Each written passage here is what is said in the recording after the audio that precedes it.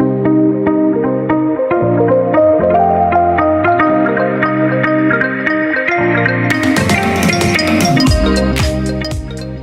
welcome to my video vlog. This is our first edition, and we're calling this FosterRevolution. You know, this is a name that we've been thinking about for quite a while because we feel like at Kids to Love, we're truly fostering revolution, and it's all about change, changing the system, changing the way that we serve kids in foster care so they can revolutionize their lives. So that's what our goal is with this, and I just wanted to take a little bit of time and I'd started writing a blog, but to me, this is the way that I communicate best. This is the way that I've communicated for years. And sometimes I feel like words miss the heart.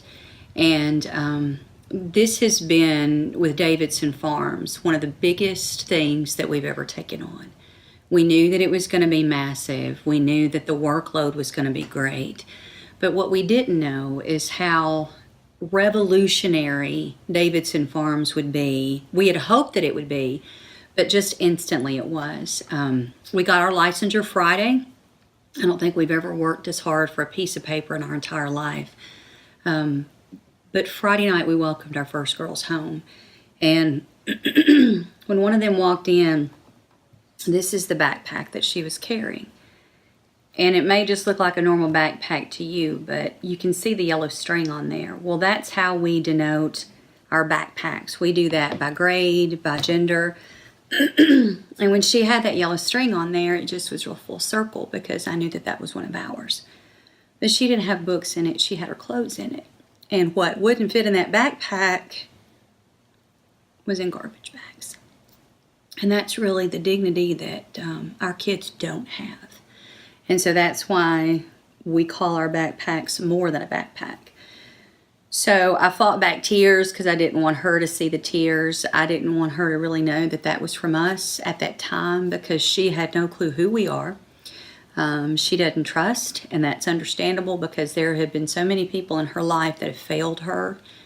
If I was 16 years old and had lived through the hell that our girl has lived through, I wouldn't trust anybody either. So we know we got our work cut out for us. You know, over the past 2 years, there have been thousands of decisions made. What color the floors will be, what type of flooring, what color paint, what finish of the paint. And every one of those decisions were made with girls in mind that we didn't even know who they would be. We didn't have faces, we didn't have names, but we knew that we would do it right. You have helped us with supplying new things in the house. And as Michael and Suzanne, our house parents, gave the girls tours Friday night, and they used welcoming words like we and our, and the girls walked through those bedrooms upstairs, and they saw all the things that our community has purchased for them to have brand new, nice things. It was overwhelming for them. They have never been at a place that is so nice. They really didn't understand what that meant. And so being the first ones there, they got to pick their room. And so one of them loves being out in the country, and she loves being at the farm.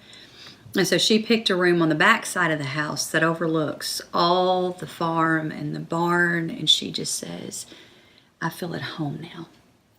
So I get a picture from Suzanne, our house parent, Saturday night, and it's the first time in a long time that our house has actually been lit up at night. And there's just something about that big house with lights on it and knowing that those lights are in bedrooms, and it's just beautiful.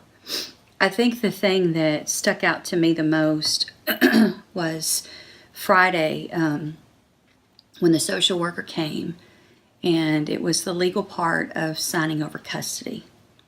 Now, I was a product of the system. I have worked with the system for years. I understand the legal part of it. Part of the challenge that we've had is making sure that from an operations and policy and procedure that our organization is doing this right. And there's a lot of legal that has to happen when you are talking about taking care of children and providing them a home.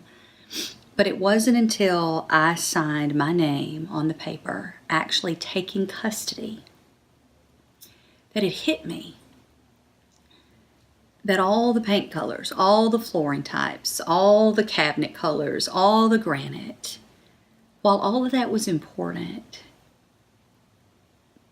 giving those kids freedom and giving those kids a loving, nurturing environment, every bit of the hassle and the sleepless nights and the not knowing if it was going to happen, all of it was worth it.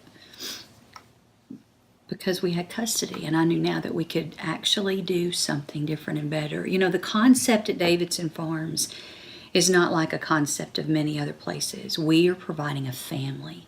We're not a facility. We don't have staff. We have team. We have a home. And those girls have felt it. When we walked the girls through the house and we showed them the basement and all the donations that our community has given, and we have one room there that's just full of pantry items because you've been so generous to give that. And one of the girls said that the food that she ate from where she'd come from was never good and that it was always expired. And we told her that's not how we do business, no more. That she was going to be able to have quality food, and if she found something that had an expiration date, she had permission to throw it away. She'd never had that permission before. So I just wanted to take a minute and just kind of give you an insight of where we are. You know, we worked 2 years to get this open, and we are ecstatic that it's open, but now it's just beginning.